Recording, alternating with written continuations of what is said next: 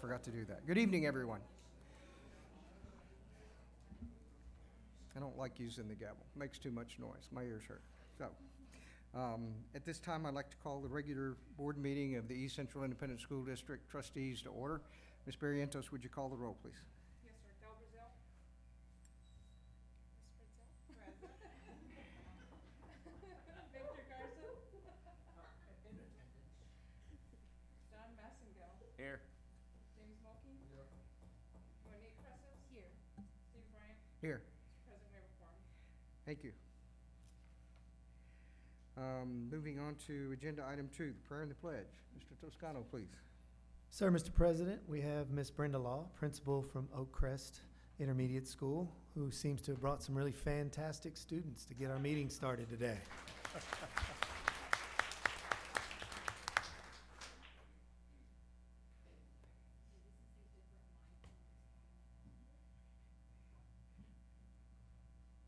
Use your recess voice. Use your Highland Forest voice. Okay, I got this. Just for the record, we bought a karaoke machine just for tonight. So the girls are very excited. So, Board President, Mr. Bryant, Superintendent, Mr. Toscano, and other members of the board, thank you so much for allowing, on behalf of Oak Crest, for allowing us to open up tonight's board meeting. We really appreciate it. I've got some little stingers here that I want to introduce to you. And so if you could just turn around that way for a minute, just kind of raise your hand up like this. When I call your name, Miss Bridget, and Callie, Emma, Reese, Sophia, Audrey, Liliana, Isabella, and Isabel. And this font is really big, and I was still switching. So I hope I got it all right. So they've been practicing. I have listened to them 3 times, and they are super excited to do this for you guys this evening. And I'd also like to thank Ms. Batiste for working with our students. And if you don't mind, I was looking out in the audience, and I see that over half of you sitting out in the audience are family. So if you could just please stand so we can recognize you and thank you for your support.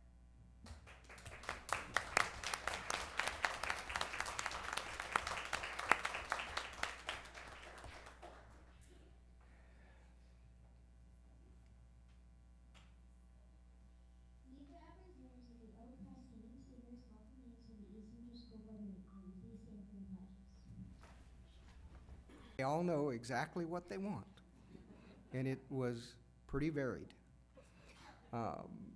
There's some wonderful smiles that y'all can see, and the smiles coming this way are even bigger than the smiles going that way. So it's very obvious that we have some very proud parents out there. Wonderful, wonderful children, extremely representative of our community. And what you see in front of you is the fault of our staff and you as parents. It takes that partnership, public education, to make this work. And, well, here's a great example.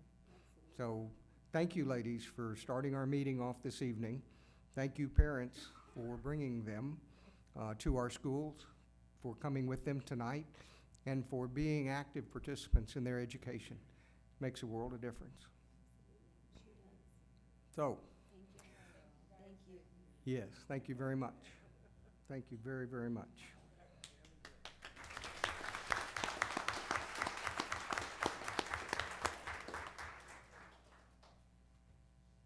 We're going to take a short pause here and let those of you who need to go home and do homework or go home and grade homework. Okay. Let me retract something, if you don't mind. We have a couple of recognitions and some awards, and we'd like for the kids to be able to see the recognitions and the awards that we have. So if y'all don't mind bearing with us for a little bit, we'd love to have you stay and watch a little bit more of our meeting. And as soon as we get through with our awards and recognitions, we'll let y'all go. All right. So, moving on to agenda item 3, and awards and public recognition. Ms. Colas? Good evening, Mr. Bryant, Mr. Toscano, board members. Tonight, we have some very special people to recognize. And first, we would like to recognize Mr. John Massengale, who is one of our trustees.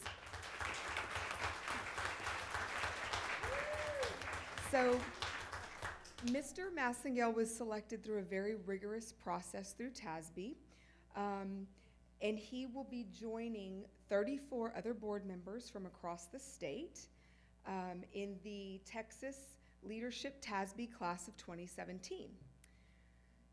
He was chosen again by the Texas Association of School Boards, and the group will participate in a year-long education leadership study program. Mr. Massengale will attend sessions, each with a unique theme that builds on the previous session and features nationally recognized experts in the field of leadership development and education. Mr. Massengale will graduate next year by earning Master Trustee status, the highest designation recognized by TASB, and at that point in time, he will join the ranks of Mr. Bryant, our board president, who is also a Master Trustee, and we will at that time have 2 board members on our board that are designated and have earned the title Master Trustee. So we just want to congratulate him for getting into the program because it's a very, like I said, rigorous process to go through. And I think he's having a great time doing it. I think you've been to 1 session already, right? Right, correct. So after a year long of working with colleagues from across the state, again, he'll earn that designation of Master Trustee. So congratulations and thank you for your commitment. Great. Next, I would like to introduce Melody Pianzik and Miss Mariah.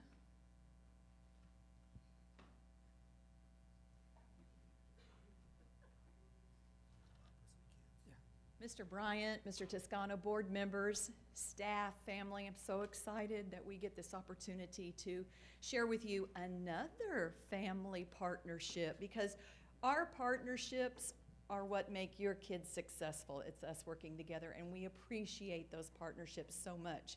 So before we recognize 9 students tonight, I'd like you to meet just a few of our fabulous librarians and media teachers. Mariah Ortiz is at Highland Forest. Anna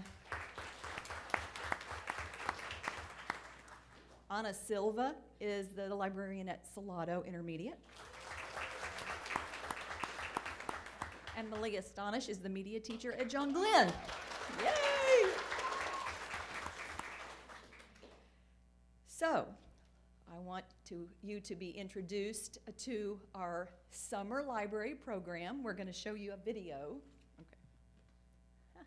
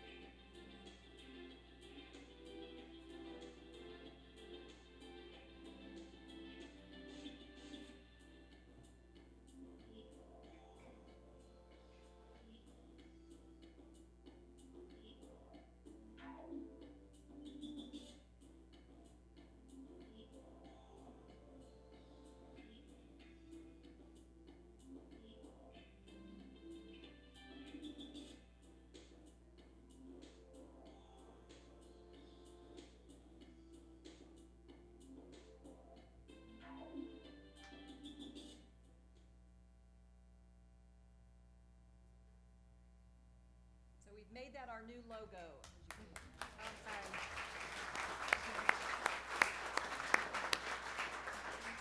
Engage, explore, enrich. So let us joined us in helping their students love to read. So we'd like to recognize Ashlyn Verrips. She visited 9 times during the summer.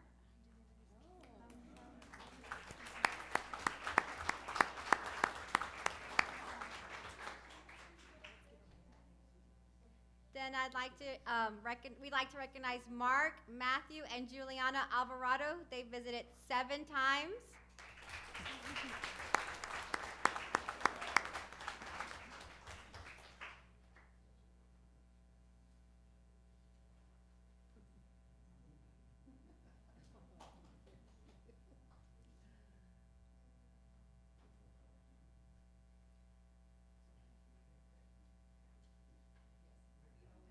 Wait, Mark. Yep.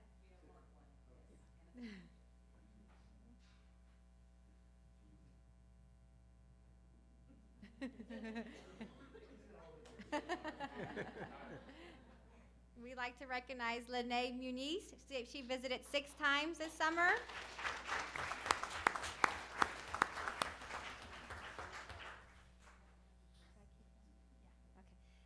We'd like to recognize Sage De La Fuente. She visited 6 times this summer.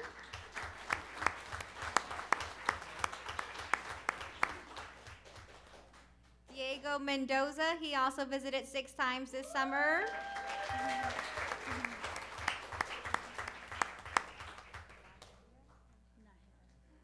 Ariel Naheda, she visited 6 times this summer.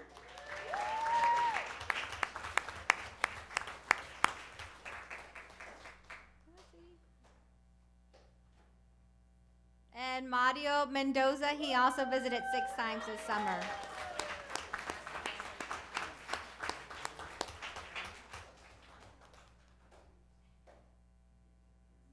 And then we'd also like for the families to please stand. We'd like to honor you and thank you for bringing your children to our summer library program.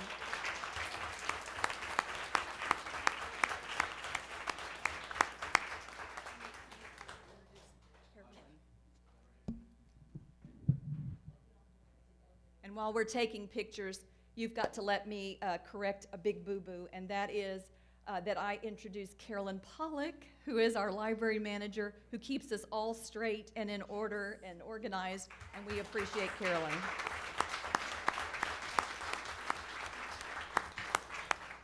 So I have the honor of saying thank you.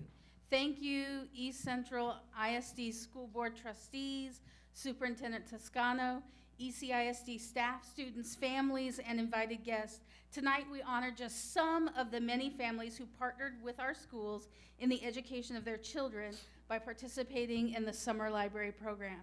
This program, with more than 1,900 visits in just 6 weeks, would not have been possible without the dedication of East Central librarians, media teachers, and support staff, and most importantly, the support of the board and the district leadership who faithfully fund this program each year. Most of the children tonight received a copy of this book, Last Stop on Market Street, written by Matt De La Pena and illustrated by Christian Robinson. This book was the 2016 recipient of the John Newbery Medal, which means that it was the highest honor a book could hope to receive. So not only does this book recount the story of a young boy and his grandmother who traveled via bus on a special mission, it also is important because it marks the first time that a book written by a Hispanic author was awarded the Newbery Medal in the award's 94-year history.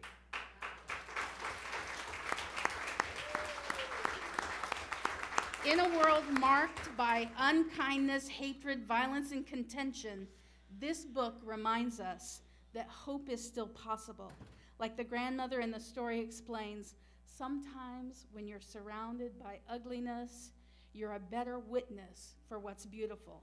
Tonight I speak for all those who had the privilege of serving these families when I say that it is the hope of the East Central ISD Library Program that we empower our students and staff every day to be better witnesses for what's beautiful in the world.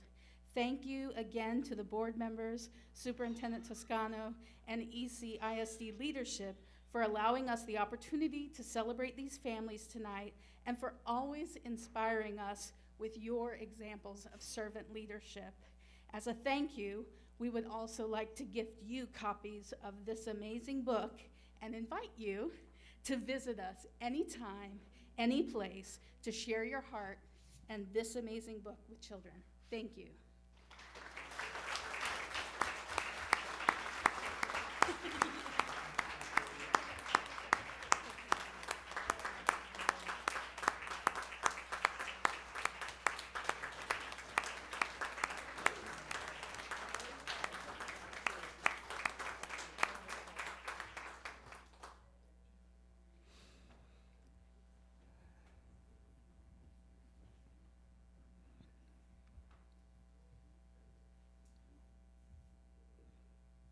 That's good stuff. And I think, I hope everybody paid a little bit of attention to the statistics. If we get them in front of our professionals, they learn. And it's important for them to be at school every day in front of our teachers. It's important for them to be at summer programs in front of our professional librarians. Get them there, and somehow or another, they just soak it up. It's amazing. So, like to thank Mr. Mulkey for his leadership, for being at the event last year. Appreciate that very much. But again, parents taking their kids to things is what makes it all go around. Thank you very, very much.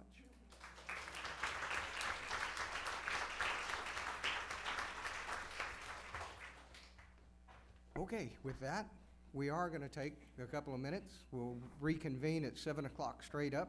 So have a great evening, everybody. This is my second book from that library. I went over during the summer and I got another one. Now I got two.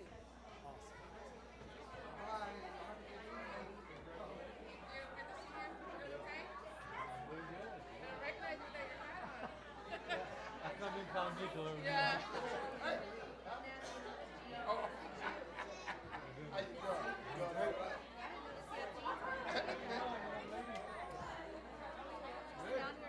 Hello there, how you doing?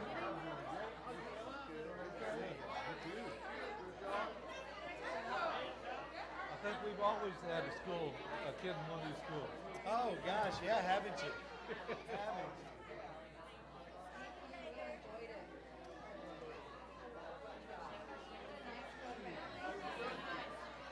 We're doing all good, yeah, just enjoying life. There you go. That's the best thing. Yep. And see, we got our school board back.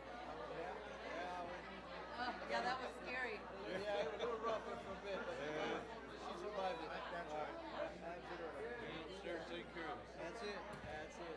Exactly.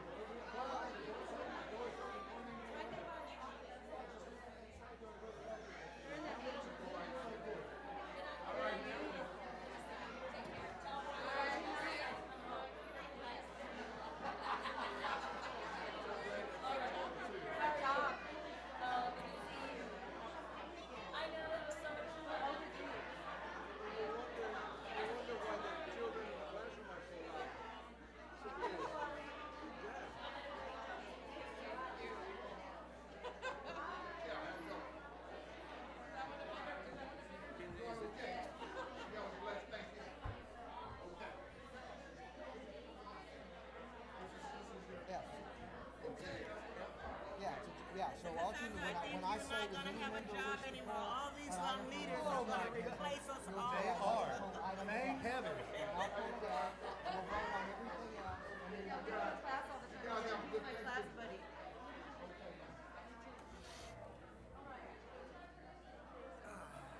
Oh my, that was awesome.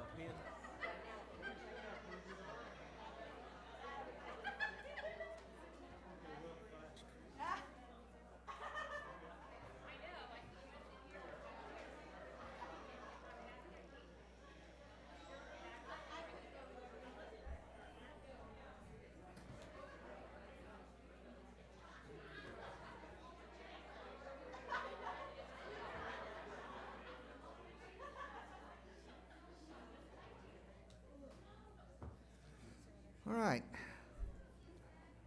We're a little past 7 o'clock, but I hope y'all will forgive me for that. We had a lot of greeting to do this evening. Very, very exciting evening. Our last board meeting before the Thanksgiving holiday, and I'm sure everybody's looking forward to that. And not just for turkey and dressing. All right. Our next agenda item 4 is public comments. We have 2 individuals who have signed up for public comments. First, we have Reagan Falcon. Reagan, please.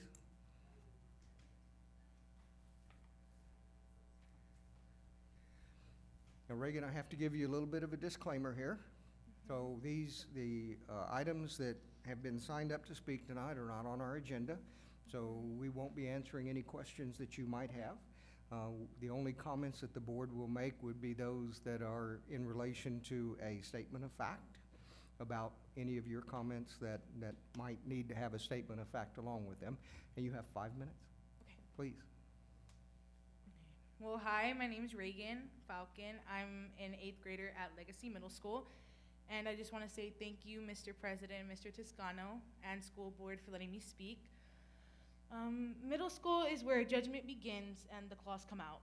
It's really tough going to school with the thought that at any minute your peer can turn on you at the blink of an eye. Bullying is strongly influenced by our social life in school and society's image of what is considered perfect. It's easy to put a smile on your face and shake off the ugly remarks, but sometimes it's just much that a smile can't cover up. It's time to stop flying with the flock and stand out, to show your true colors. We want to stand together now and help out as many kids that go to school feared of what their day holds. Together, we will make a change. We will be the movement. We will leave a legacy to better the futures of coming generations. Thank you.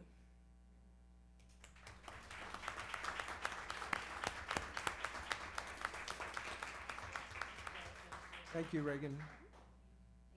I hope those are words that we all can live by. Wonderful job. Mona Lopez. Ms. Lopez, please.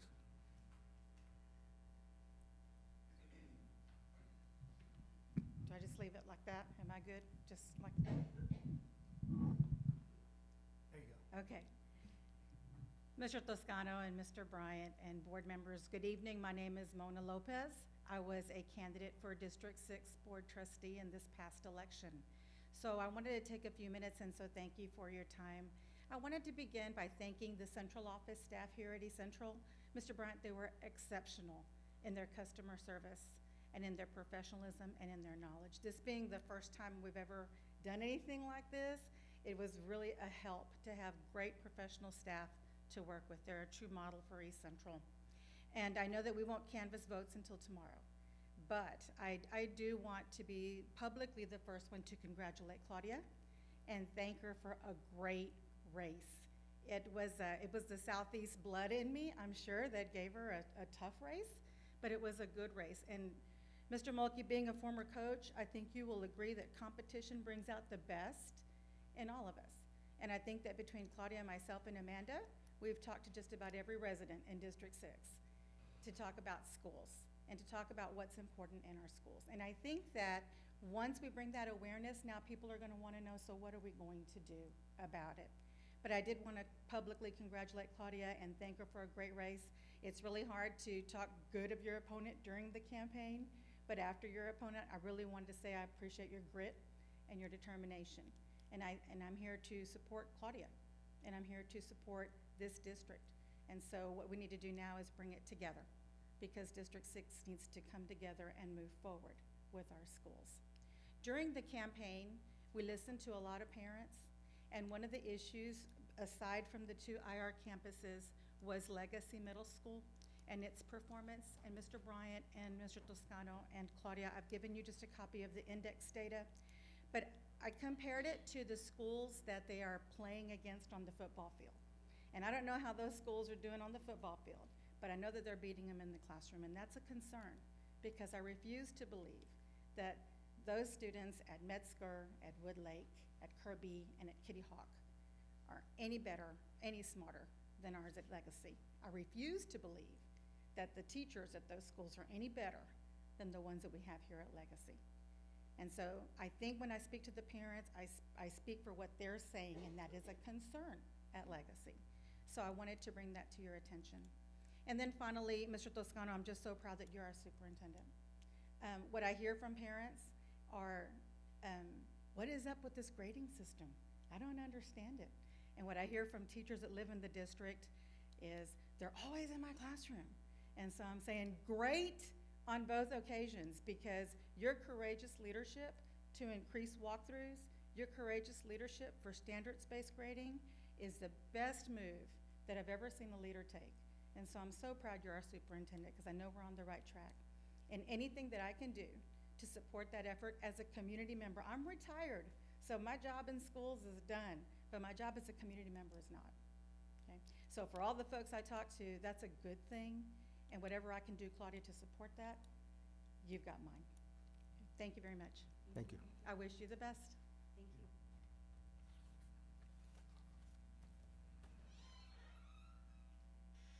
All right.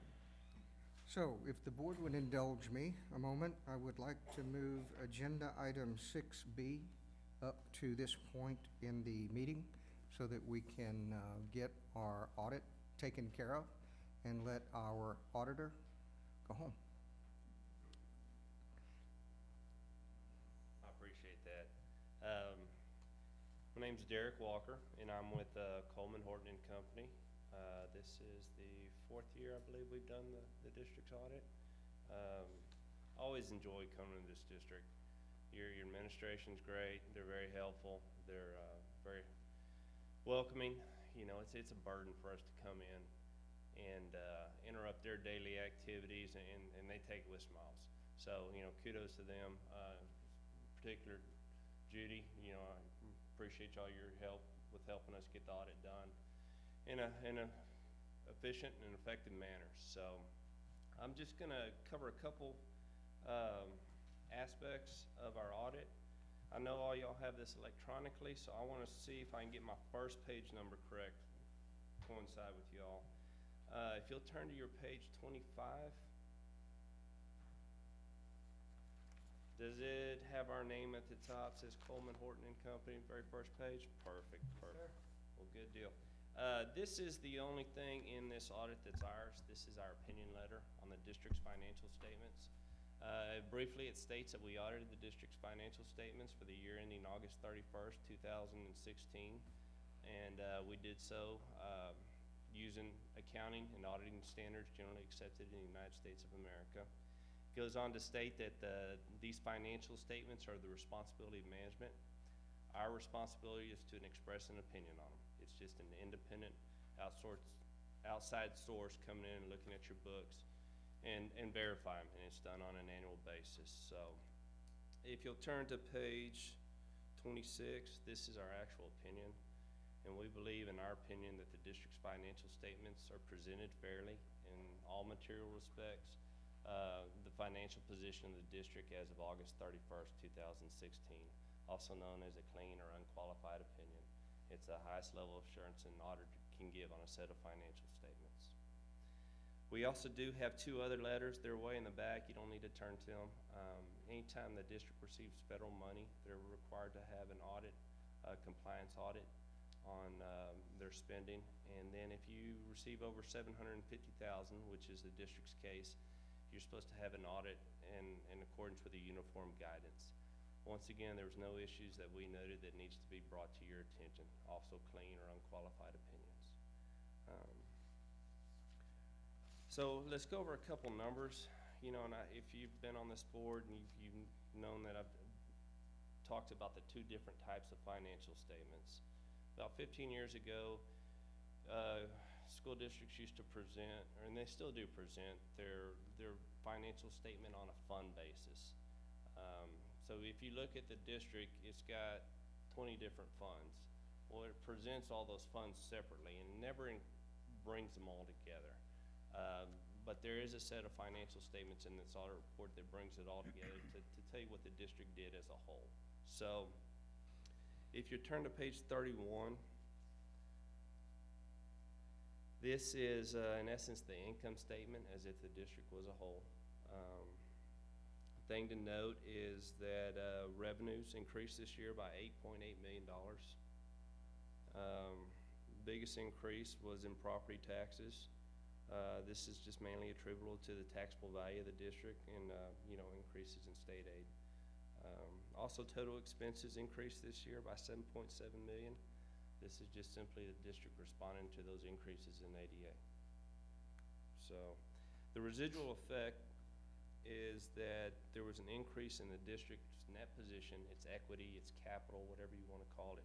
If you liquidated all your assets and paid off your debt, your net position increased by $9.5 million this year. Page 33, this summarizes the capital assets and the long-term debt of the district. Noted in there is that capital assets of the district is anything that's worth or you spend more than $5,000 and has a useful life of over 2 years. Capital assets of the district increased by $746 million. And the district's debt also increased by $39.6 million. This is mainly attributable to issuing that new bonds this year. Also, a thing to note is that the district issued some refunding bonds during the year, $17.7 million. All those bonds did was replace old bonds that had a higher interest rate. Tax saving, or not the tax savings, I'm thinking income tax now. The cash flow savings to the district was approximately $1.6 million.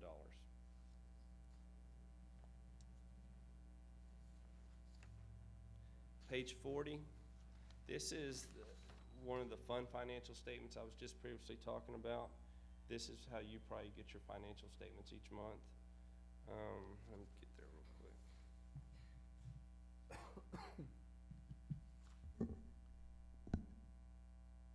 Well, won't stay.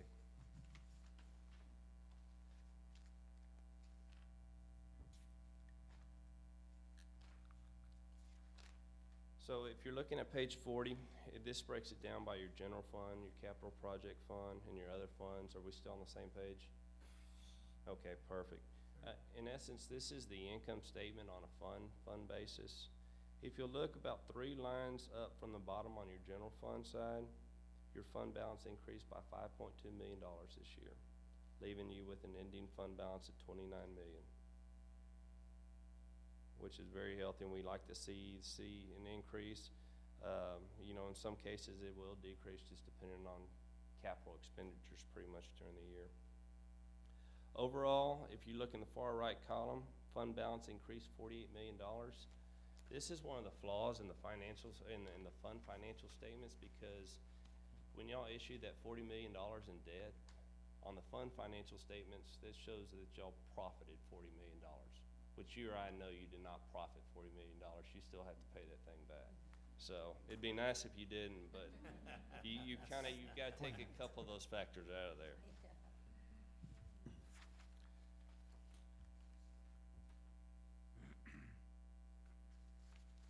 The last schedule I want to go over is just your budgetary comparison schedule. That's on page 72.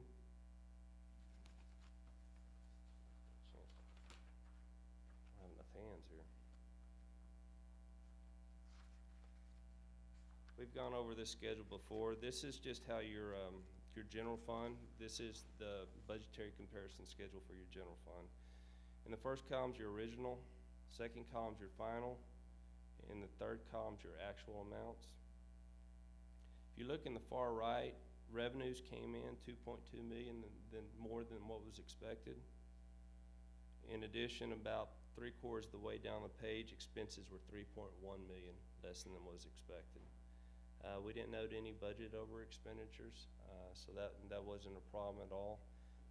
The only one issue we did note was the district still kind of having a couple issues with their custodial risk with their bank.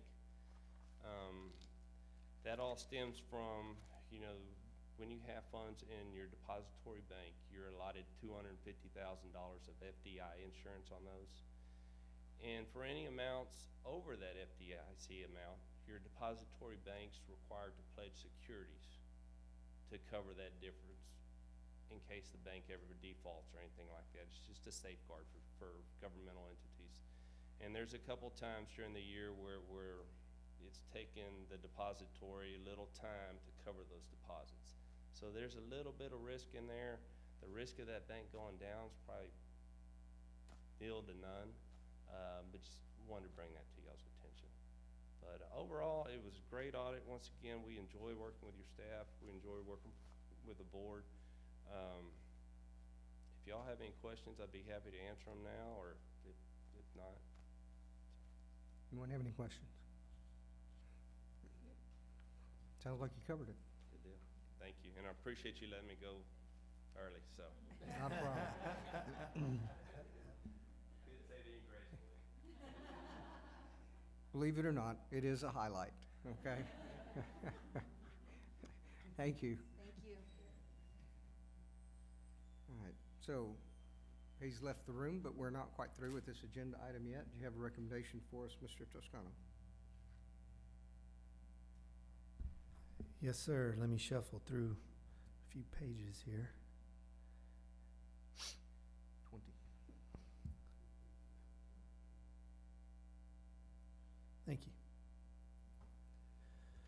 Mr. President, trustees, I recommend the 2015-2016 audit of the district's fiscal accounts to be approved by the board as prepared and presented by Coleman Horton and Company, LLP. We have a recommendation by the superintendent to accept the findings of the audit. Chair will entertain a motion. We have a motion to accept the superintendent's recommendation by Mr. Massengale. Is there a second? We have a second by Ms. Barrientos. Any comments, questions?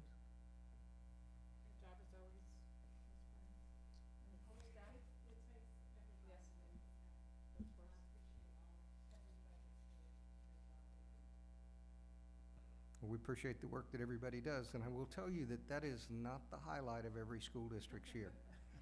There are some school districts that hate to see those folks walking in because their money has not been stewarded quite as well as ours have.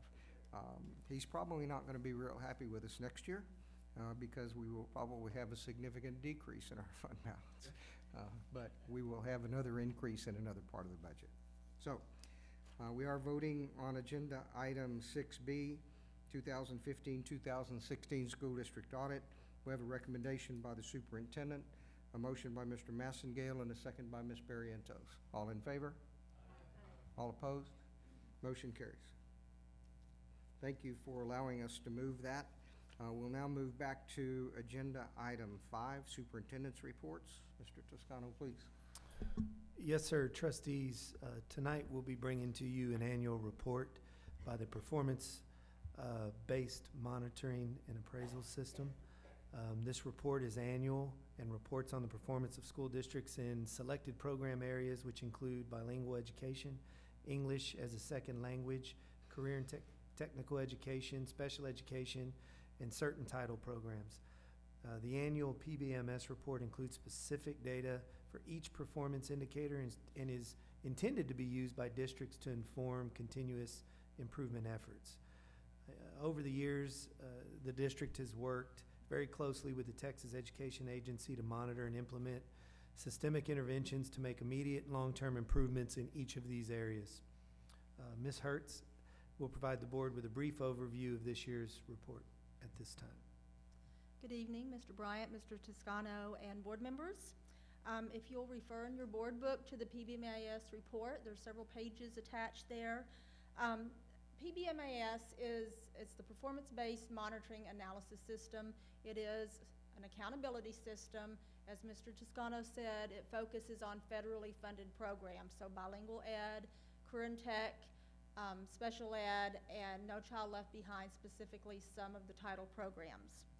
So the way it works, they have several indicators for each of those program areas, mostly focusing on student achievement, also dropout, graduation, and then some other specific indicators depending on the program and the nature of the program. And then there are cut points that the state has assigned for each of those indicators. And then we are rated, we're given a performance level for each of those indicators based on the cut point. The performance level is assigned based on how far from the cut point we were. So if you're right at where you're supposed to be for the state, then it's a 0, and then the further away you get, the higher the performance level, up to a 4. So then with each of these areas, each of the programs, they look at your performance levels and then they stage you based on how you did on the performance levels, from no stage all the way up to a stage 4. So if you look at bilingual ed, we had some improvement in bilingual ed this year, specifically in mathematics 3 through 8. Our performance level went down, which means we were closer to where the state wants us to be. And so, and also on TELPAS composite rating, we also improved there. And so last year, we were a stage 3 in bilingual education, and this year we are a stage 2. So we have improved in that area, which we're really excited about that, to go from a 3 to a 2. And then the next area, career and technology, that is really just the high school that's measured there, because it's students that are in career and tech programs, and then what their student achievement is. So it looks overall, if they're in a career and tech program, at their end of course scores, and then it looks if they are in career and tech and they're also LAP. It looks at if they're career and tech and also special ed. It looks at STAR scores, and then also it looks at graduation rate and some other things. In career and tech, we were stage 1 last year. We're still a stage 1, so we pretty much held steady in that area. No Child Left Behind, which I'm guessing they'll change the title of that since we don't have No Child Left Behind anymore. But those are title programs. So it looks at our Title I schools, which at least for last year was all of our elementary and intermediate schools, and then Legacy Middle School. We have added Heritage this year as a title school, but they were not included in this because it's from last year. So it looks at title schools, the achievement on STAR. It also includes migrant education and also McKinney-Vento students, homeless students. So there are some high school students that are included in this because if they're in McKinney-Vento. And so on that, we were stage 0 last year. We were not stage last year. We did get stage 1 this year, so we went up just a little bit in that, and that was social studies. And then the last one is special education. And we improved in several areas in special education, primarily in the 3rd through 8 STAR scores. We did see some improvement there. And last year we were stage 4, and this year we moved to stage 2. So we improved quite a bit in that area. I do want to point out one thing in special ed, because you might have heard a lot of stuff in the news about that article in the Houston Chronicle about accusing TEA of saying we had to have a certain percentage of students in special ed and all of that. I'm sure you heard all about that. And so number 10 indicator under special ed, that's the one that was the controversial one, so they did not hold anyone accountable for that one this year in PBMAS. So we actually were only a level 1 in that one anyway, but it didn't count for this year. And so if you look at the very last page, it gives you kind of a summary of what all the performance levels were for every indicator in every program area. And then at the very bottom, it has the staging for each program area. So what we've done with this, we've come up with our goal. So as you know, you've heard us talk about CCG, LOTS, our continuous campus growth process that we do at each of the campuses. We also have our continuous district growth process where we look district-wide and come up with an improvement plan. And so our plan this year focuses on PBMAS. On this report, we had 18 3s or 4s on here. Our goal for this year is to reduce that to 9, so cut it in half, because the 3s and the 4s are the ones that they look at for the staging. So we have developed an improvement plan that we will be working on that's going to address that. They have announced our staging, but they haven't told us exactly what you have to do for the staging, but based on what they've done in the past, it's not likely we're going to have to submit anything to the state or anything like that, but we still have our plan because we know we can always improve. So if you have any questions, I would be happy to answer them. Anybody have any questions?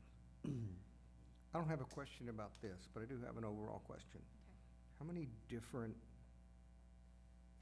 measurement systems do we have? Well, we have state, and we have federal, and we have PBMAS, basically. I understand that those are some major categories, but within the state system, how many So- different instruments do we have that are trying to evaluate our kids without knowing anything about our kids and focusing myopically on some standard test when we don't have a standard kid in the district? Amen. There's a lot. So, my point is, we heard earlier about improvements that are needed, but based on what? Which of the standards, which of the tests, and how do those relate to our kids? And how do you know that unless you're involved? And the answer is that you don't. And you can take any one of these things and blow it out of proportion and make anything that you want out of it while not participating in the process at all. So I'm sorry that I put you on the spot with how many do we have. I know there are a bunch of them because we see them come across here pretty regularly. And from my perspective, taking all these into consideration and what our goals are for our kids and what we want to see from them, these are good numbers. There is nothing here that's going to embarrass us anywhere. Is there room for improvement? Yeah. Is there always room for improvement? Yeah. If you get to where you don't, maybe you need to bottle it and sell it to folks. But you guys are performing at an exceptional level, and things like this prove it. Things like our graduation rate prove it. And people who do a flyby don't understand that. And they never will, because they're not involved.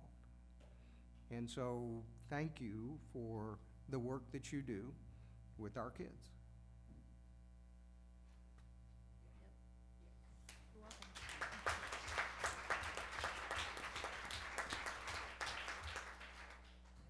Thank you, ma'am. Personnel report. Trustees, there is 0 activity in the personnel report this month. So what I'd like to do next is move you to the calendar in your miscellaneous packet, point a couple of things out to you, all of which I believe you're probably very aware of.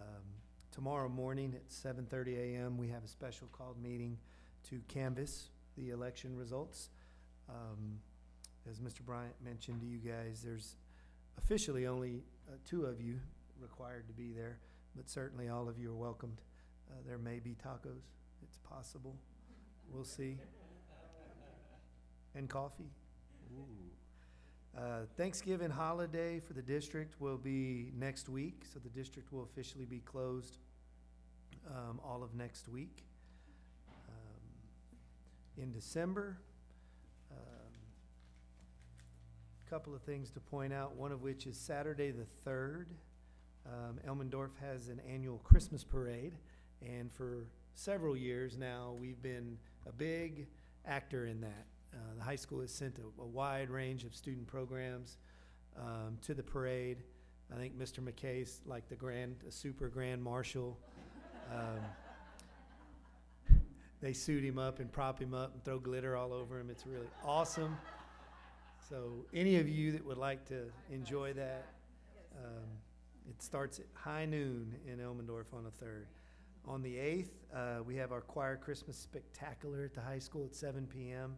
Will be standing room only, as it always is. And in recent years, they've also incorporated choirs from several of our schools across the district to include our elementary. I'm assuming that they're going to do that again, but it's always a fantastic way to kick off our anticipation of the Christmas holidays. Our next regularly scheduled meeting will be on the 13th, which again is a Tuesday at 6:30. And then the district will be closed for the Christmas holidays beginning on the 19th through the 30th. And we'll resume the following Monday in January. Be happy to answer any questions about the calendar if you have any. Everybody okay with the calendar? All right. Mr. Toscano mentioned next week's Thanksgiving week. Please don't be parked at your school. Go home, hug your families. Sir. Okay. Moving on to agenda item 6, our action agenda. We have item A, evidence-based teen pregnancy prevention programs. Trustees, as you're probably aware, that for many years now, the district has partnered with the University of Texas Health Science Center in an effort to provide our students with evidence-based teen pregnancy prevention programs. What an evidence-based program means is that it's a program that's been proven to very strongly affect the behaviors and or the sexual health outcomes of youth who are exposed to those programs. Our process for adopting our curriculum includes presenting the proposed programs to the School Health Advisory Committee, or SHAC. This committee assists the district to ensure that local community values are reflected in our health education programming. The SHAC is primarily made up of parents who are not district employees, as well as representatives from both our middle schools and high school, as well as our district curriculum staff. The programs being presented for your consideration this evening were selected and endorsed by the SHAC. Jennifer Casper, our Director of Curriculum, facilitated that process and will provide the board with a brief overview of the programs that are being presented for your consideration. Good evening, President Bryant, School Board, Mr. Toscano. Thank you for allowing me the opportunity to go over this process with you. We have a committee that was formed with our middle school principals, high school principal, and high school academic dean, and first kind of met up with the UT Health Center that provides grants and kind of goes through a robust system of filtering programs through the evidence-based system. And so we looked at programs that met our board policy, and then we asked the UT teen health representatives to meet with us and bring programs that were currently being implemented in districts in our surrounding areas. And so they did that.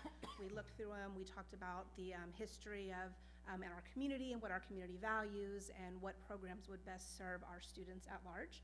And so some of the 3 programs that we're looking at right now in 6th through 8th grade for middle school, it's a program called Draw the Line, Respect the Line. And what it really, really does is focuses students on the process for making decisions. In 6th grade, it doesn't talk at all about sex at all or teen pregnancy, but about just how to identify where you draw your line naturally with things that are within your comfort zone. It starts with topics as simple as, would you give a friend answers to homework? Or if someone asked you to dye your hair and you didn't feel comfortable with that, what would you say? So it gives them tools and techniques and strategies to articulate where their comfort level is, and when someone asks them to step beyond that line, how they can address that and talk about that comfortably. And it also has students learn not just the refusal skills, but how to be on the other side of that when you ask someone to do something that they're not comfortable with and they say no, how to respond to that and respect that and move forward. And so starting in 6th grade, the topics are not mature at all. It stays with things that are in the normal scope of what 6th graders would be, being asked to do by peers potentially. And then once we go into 7th and 8th grade, it does start talking about STDs, teen pregnancy, and it carries that same message of what is your comfort zone, what is your line, what are the pros and the cons of making those decisions, how can you articulate those decisions and stand up for what you believe in. So that Draw the Line, Respect the Line is a 6th, 7th, and 8th grade curriculum program. In 6th grade, it's 5 lessons. In 7th and 8th grade, it's 7 lessons. Right now, the proposal is that at Heritage, it would go through their PE coaches, so that every student would, who opts in, gets the program during PE, and at Legacy Middle School, it would be through their science teachers. In 9th grade, the program recommendation is called Making a Difference. Again, with all the programs, it focuses on abstinence. The Making a Difference program is very collaborative with students, that a lot of small groups, a lot of game playing, role playing, actually has the students help in some of the actual presentation of some of the materials and things like that. Also, for 11th and 12th grade, the high school is recommending an optional program for students called Love Notes, and it's all on building healthy relationships and just kind of the science behind making decisions to plan for your future. And so what the high school would like to do is, for the 9th grade Making a Difference program, offer that through the biology courses, a course that all students take. And for the 11th and 12th grade optional program, that could be offered during 0 hour as an option for students who would like to participate in that. Both the 8th grade and the 9th grade curriculum have optional contraceptive lessons.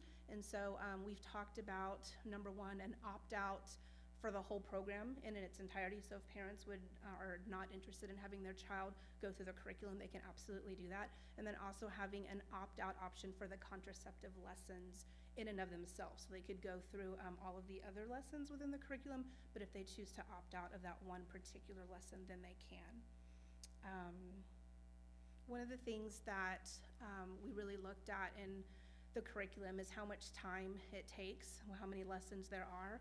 And so our committee was committed to making sure that we held really tight to the integrity of our core content and instruction programs, knowing that these curriculums for the teen pregnancy would be during instructional time. We wanted to make sure that we could do those after the spring assessment calendar, so that students had the full opportunity to get all of their content instruction and be prepared for what they need to do in science content before moving on.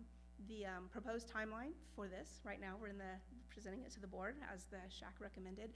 And then in February, the teachers that would be implementing this program would have 2 days of training with UT Teen Health. And then we would offer multiple options for parent information. Some of those would be already integrated into the way the campuses have parent nights already planned, so maybe a table set up, or once the teachers are trained, having some options there, as well as an option for an individual, just kind of sole-focused session for parents in regards to the program as well. So trying to hit parents at multiple different levels. The one thing that, even when we talked to parents about this at the SHAC committee, and even with our own committee, that really stood out was that these programs not only talk about the mature content of teen pregnancy and sex and HIV, but it's critical thinking and problem-solving skills that are going to transpire for our students in just life decisions in general, when they're deciding what college they want to apply to, or when they're going to buy a house or a car. It's that process and thinking that's going to transcend and kind of carry out through everything that they're doing. Anyone have any questions? Yes, ma'am. Ah, surprise, surprise. The SHAC, it is kind of near and dear to my heart. I did serve on that before coming on the board. So I guess my question is, were you satisfied with a good number, whatever that word means, of parents? Because I know on that committee, you have community people, you have obviously teachers, you have other, and so I guess I'm asking a question, do you feel like it was represented well? I know sometimes it's difficult to get people to attend meetings and that kind of thing. And so obviously the ones that were present and had the opportunity to ask was in agreement, but I guess I was just concerned that you feel like you have good representation of parents. Absolutely. The committee, the SHAC meeting, actually we had 2. They are small, but they're small in number, but they were large in scope. And so we had parents from the early, parents of early elementary, even pre-K students, all the way up to parents that were serving in middle school. I'm not quite sure if we had high school representation there. So they were pretty big in scope, and they were very also diverse in the range from more conservative to more liberal. And so we actually had 2 sessions. The first SHAC session, the UT Teen Health representatives came out and presented the curriculum and answered questions. There were some specific questions from the SHAC committee that were more specific to our district process and policies, and so we actually held an additional meeting after that, which had some teachers, not teachers, parents that weren't part of the original session came to that, and so it actually opened up a little bit. But I do feel that there's a wide variety of opinions and grade levels spanned from that representation. I have 2 questions for you. Why the difference between the coaches at Heritage and the science teachers at Legacy? What's the thought process behind it? So when we spoke about it, and then principals, if you'd like to add, please let me know. We looked at who the principals felt had the relationship with students that could deliver that content in a way that students would feel comfortable responding, interacting, asking questions, and also who potentially had a history of presenting previous curriculums. And so that's kind of where it stemmed from. Wanted to make sure that students really felt comfortable asking questions in an anonymous format, and that they had the respect of the teachers, that they could, handle the content. Okay. And my second question is, how is you briefly described the ways parents could opt out, but how do you advertise that to all of the parents, not just the parents who might come to some event? So our next session in December is where we're gonna lay that out. And so we've talked about, with Mr. Toscano, sending out information that would go home. We can talk about multiple formats, but one of the things that the SHAC committee actually recommended was that there at least we would make an effort to send something home where the parents at least sign that they've acknowledged it, and then on that form would be the options to opt out of the program entirely or opt out of those particular lessons. So the timeline is that we will be designing that work next month. Okay, great. Thank you very much. Absolutely. Anyone else have any questions? Hi.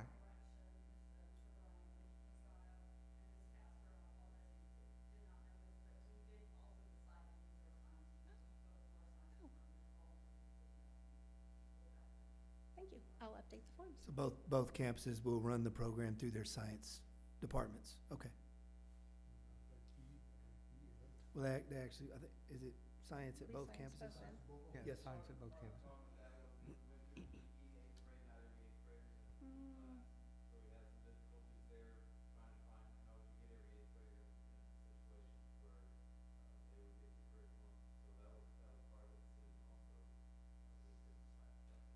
Okay.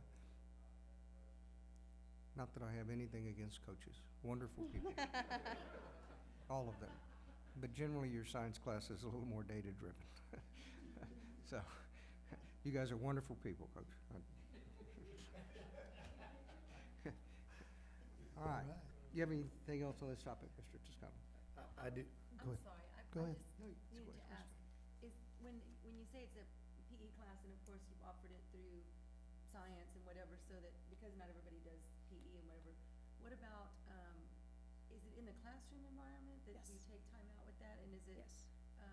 What happens when they opt out, where would they be at that time, if they're not, if that's during their class time, and it's going on in the classroom, where would they go if they had chosen to opt out? Right, so we will design a system that has whichever teachers are selected to present the curriculum. We'll work with those students, and then students that opted out, they'll have an additional or an optional, not really optional, but they'll go to an instructional classroom and work on content.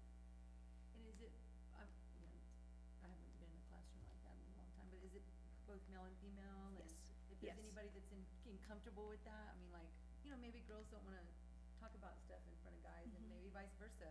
Is there an opportunity for them to, or are there any times where it's just, if someone's uncomfortable, or is there opportunity for them to speak by themselves, or maybe a group of girls, or? you know Yes, what I mean? part of the training for the teachers really goes into how to allow students to have anonymous feedback. So there's some things where they can write things on note cards and the teachers look at them afterwards and bring those up. And then some of the teachers that have implemented curriculum before have talked about how they offer other options for students if they want to come and confidently talk to one of the teachers at an additional time of the school day, then those options are discussed as well. Thank you, I'm glad. Yes, ma'am. Thank you. Yes, ma'am. Anyone else?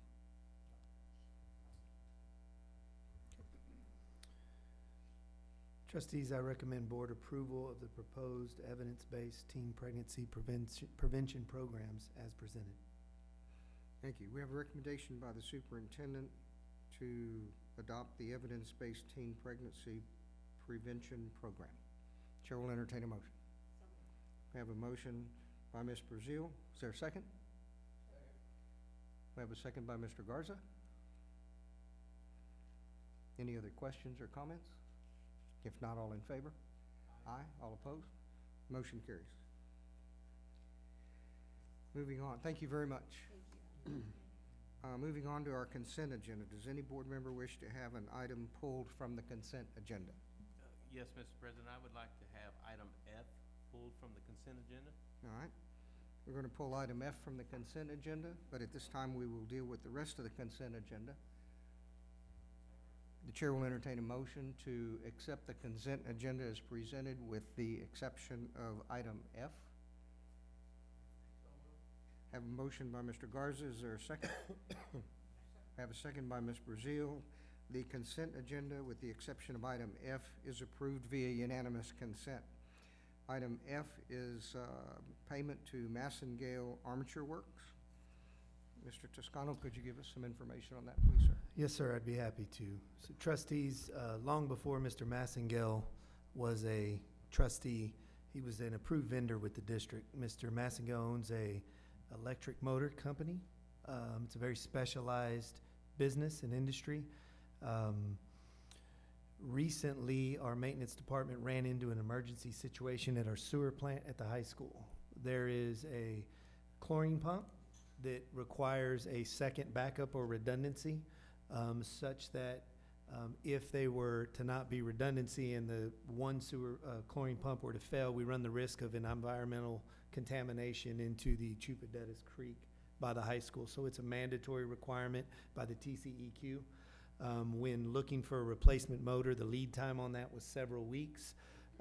In the past, for repairs, we've used a local vendor in the Lone Oak area who's no longer in business. I believe the gentleman had passed away. And so maintenance department chose to use Massengale Armature because they were able to repair the pump and put it back in operation in, I believe, 48 hours at a very reasonable market rate. And so because Mr. Massengale is a trustee, we do need to have the board approve that payment at a meeting. And so vote to approve. So the work that was done was in the was at a cost of $1,525.70.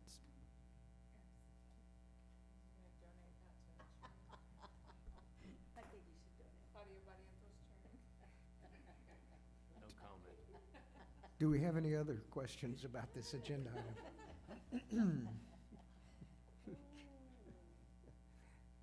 All right, if not, the chair will entertain a do you have a recommendation? I do, for us, sir? I do, Sorry. Mr. President. I recommend board approval of the payment to Massengale Armature Works in the amount of $1,525.70 for repairs. We have a recommendation from the superintendent to pay Massengale Armature Works for work done. Chair will entertain a motion. We have a motion by Ms. Barrientos to accept the superintendent's recommendation. We have a second by Mr. Garza. Any other questions? If not, all in favor? Aye. Aye. All opposed? Abstain. Mr. Massengale abstains. The motion carries with the rest of the board members. That completes our consent agenda. Before we move to adjournment, Mr. Toscano, do you have anything else for us? I do. I just want to echo my appreciation to all of the staff that are in the building and all the other staff throughout the district who are responsible for being good stewards of our financial resources. It is one of our 3 major goal areas, to be fiscally responsible. And so Judy and her team, and with federal programs, Meredith and her staff, as well as all of our principals, directors, and others that are responsible for being good stewards. I hope that you guys heard that we were able to put into fund balance quite a bit of money this year. We're 3 years into making that a very deliberate goal, and we know that that's going to allow the district to do a lot of things, part of which is contribute in the neighborhood of $15 million to the bond program. It's an $86 million bond, but with over $100 million worth of improvements across the district, all because of good stewardship. So we want to continue that good work, and of course acknowledge the quality of that work by all of you. So. Awesome. Anyone else? Yes, sir, Mr. Massingill. I would like to say congratulations to Ms. Barrientos for winning her election.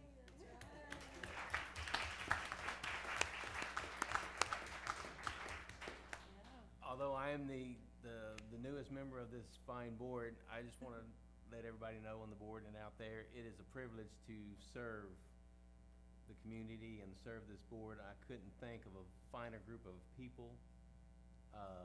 They are my extended family member. I truly love each and one of y'all, but it is a blessing to serve the community and the district, and we have the most fantastic board in San Antonio in this area, so congratulations.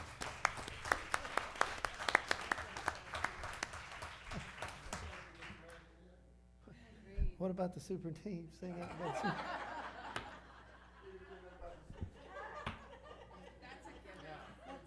You ain't gonna get no sugar from me tonight.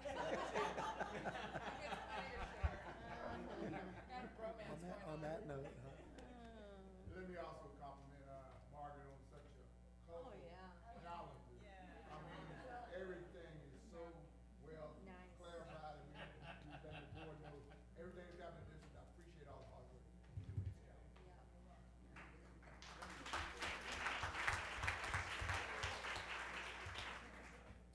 I just want to thank everyone that, I guess made this possible, from Mr. Massingill, Mo, Mr. Bryant, you guys, especially Linda.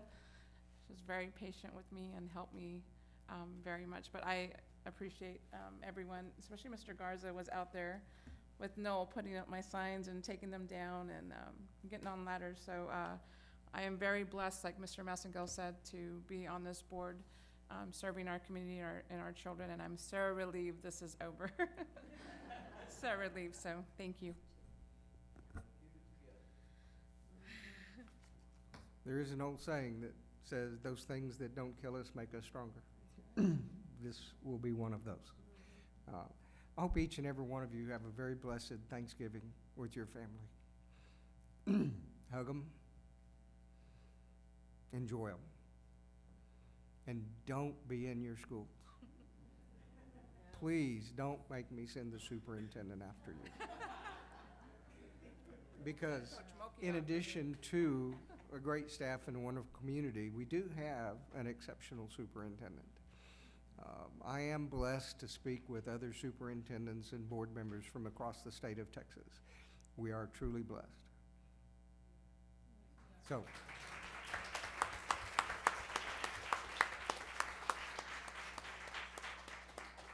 And Mr. Mulkey's comments were very concise, but I will tell you, as an individual who is colorblind, color is overrated. With that, the chair will entertain a motion for adjournment. We have motions for adjournment. We have seconds. We are adjourned via unanimous consent. Happy Thanksgiving, everybody.